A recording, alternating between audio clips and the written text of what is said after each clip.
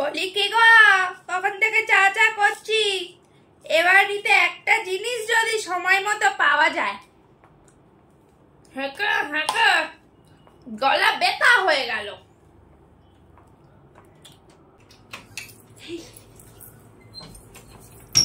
এই যে মা, চা চা। হ্যাঁ গো, একটা চা করতে 10 ঘন্টা সময় লাগে। এদের দিয়ে সংসার হবে?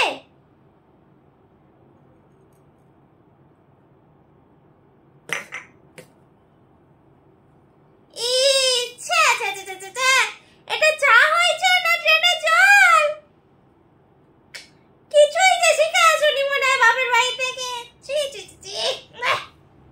বাবা, আপনি ট্রেনের জলও খেয়ে দেখেছেন? কিছুই যে বাদ দেননি দেখছি। গুরুজনদের সাথে কিভাবে কথা বলতে হয় সেটাও কি তোমার বাপের বাড়ির লোক শেখায়নি নাকি? এইভাবে কে কথা বলে? যা শিখিয়েছে আপনাদের মতো পাবলিকদের হ্যান্ডেল করার জন্যই যথেষ্ট। এই জন্য বলে জাতা বাড়ির মেয়েকে বাড়িতে তুলতে নেই, যে কোনো জাত বাড়িতে ঢোকাতে নেই। ইস, এই জন্য সংসারের এই অবস্থা, পুরো ধুলোয় গড়াগড়ি খাচ্ছে। ছি, মান সম্মান পুরো পুরো পুরো ধুলোয় গড়াগড়ি খাচ্ছে। মা গো মা। ও মা, তাই নাকি? কোথায় কোথায় পড়ে আছে বলুন, আমি এক্ষুনি নারকেল চোবড়া দিয়ে ধুয়ে মুছে পরিষ্কার করে দিচ্ছি। দেখো, মুখ দেখো মেয়ে ছেলে। হ্যাঁ গো, কি চাও গো তুমি? কি চাও?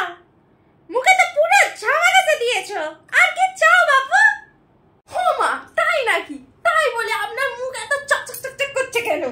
পরের দিন না মা, আমি ভালো করে আপনার হাতে পায়ে পুরো জামা দিয়ে ঘষে ঘষে দেবো। আসলে কি বলুন তো, সূর্যের তাপে ট্যান পড়েছে তো।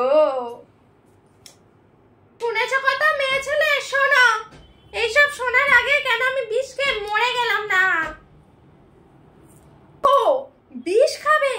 আগে বলবেন তো, আমি এক্ষুনি এনে দিচ্ছি।